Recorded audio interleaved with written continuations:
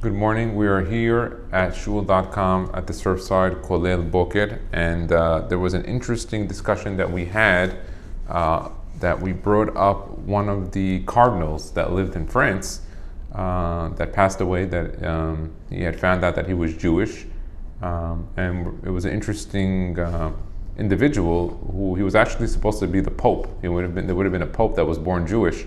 It's an interesting article that I pulled up from NPR.org. This is in no way an endorsement for NPR. It just happens to be that it discussed the topic. So let's take a look. It was written in August 11th, 2007. Kaddish for a Cardinal by Scott Simon. So Cardinal Jean-Marie Lustiger's life and death were rich in symbolism. He was born to Jewish parents, and he converted to Catholicism and rose to the ranks of the church, never forgetting his roots. So there used to be a joke in Paris. What's the difference between the chief rabbi of France and the cardinal of Paris? The cardinal speaks Yiddish. Jean-Marie Aaron, Cardinal Lustiger, was buried yesterday. He died this week of cancer. He was born almost 81 years ago to Polish Jewish parents who ran a dress shop in Paris. When the German army marched in, his parents sent Aaron and his sister into hiding with a Catholic family in Orleans. Their mother was captured and sent to Auschwitz. In 1999, as Cardinal of Paris, Jean-Marie Lustiger took part in the reading of the names in France's Day of Remembrance for those French Jews who were deported and murdered. He came to the name Giselle Lustiger. He paused, he teared and said, "My mama." The effect in France during a time of revived anti-Semitism was electric. He was just 13 and in hiding when he converted to Catholicism. Not to escape the Nazis, he always said, for no Jew could escape by conversion and not out of trauma. He said, it was almost amongst his controversial observations, "I was born Jewish and so I remain, even if that is unacceptable for many. For me, the vocation of Israel is bringing light to the Goyim. That is my hope, and I believe that Christianity is the means for achieving it." There were a great number of rabbis who considered his conversion a betrayal, especially after European Jews had so closely escaped extinction. Cardinal Lustiger replied, to say that I'm no longer a Jew is like denying my father and mother, my grandfathers and grandmothers. I am as Jewish as all other members of my family who were butchered in Auschwitz or in other camps. He confessed to a biographer that he had a spiritual crisis in the 1970s, provoked by a persistent anti-Semitism in France. He studied Hebrew. He explored immigrating. "I thought that I'd finish what I had to do here," he explained, "and that I might find new meaning in Israel." Then Pope John Paul II appointed him Bishop of Orleans. And with that, he found purpose, he said, in the plight of migrant workers. Then he was elevated to Cardinal, the Archbishop of Paris, and Jean-Marie Lustiger was very close to the Pope. They shared a doctrinal conservatism, and also had battled bigotry and totalitarianism.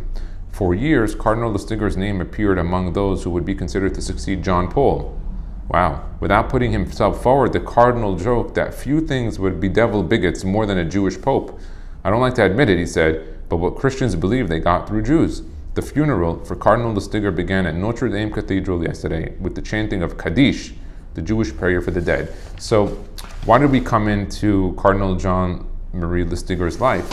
Is that when Rabbi Yitzhak Herzog HaLevi came to Chicago, probably in the 1950s or so, Rabbi Beryl Wine was there. And Rabbi Yitzhak Herzog HaLevi spoke about 2,000 children or so were taken to the church, or given to Christian parents to watch by parents who later either died in Auschwitz or just they were unknown, where the kids were, where the parents, what happened.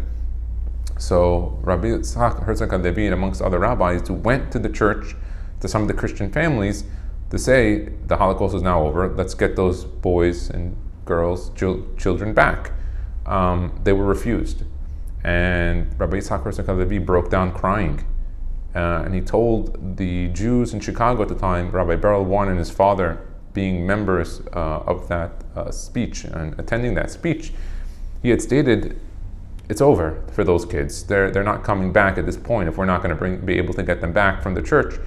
And he had stated, with that, every single Jew here has a mission. What are you going to do to make the Jewish people great again now that we lost these children? Besides those that were killed, al Kiddush Hashem, in the Holocaust, they were actually people that were alive that knew they were Jewish, like this cardinal right here. And he had struggles. He speaks about it. In fact, he wanted to be buried with Kaddish. It says a lot. It says that, this was ingrained in him. It could never have been removed. Obviously, he went on an awkward path by converting and going that way. But what we need to see here is that there were many Jews that were taken by Catholic families and Christian families, and then after the war, they were not given back. And unfortunately, many of them accepted their new religion, whether willingly or unwillingly, it was accepted, and just they practiced it. And many of them had struggles, and we could see from the Cardinal, that he had an internal struggle. And Rabbi Yitzhak Herzog Halevi said, because of this, every Jew that exists today, that recognizes himself as a Jew, has to think, what are you doing today to make the Jewish people greater? And it could be in so many different ways. It could be through institutions, building synagogues, Jewish centers, yeshivot. It could be by teaching Torah, by sponsoring Torah, in all different types of ways. But in short, you got to find your part, your chelik. That's kind of what you say at the end of the Amidah. That Hashem should rebuild the temple, and give us our piece in the Torah. There's a lot of explanations to this, but one of them is that every person has a piece of something that he likes, he enjoys, it speaks to him in the Torah, or in the Torah world, and you got to take that and run with it, because not everyone's going to be excited about what excites you. And I think with that, we'll be able to have a zichut for Klal Yisrael, for all those children that were lost and taken, from the Christian families before the World War II. Baruch Adonai Le'olam, Amen ve'Amen.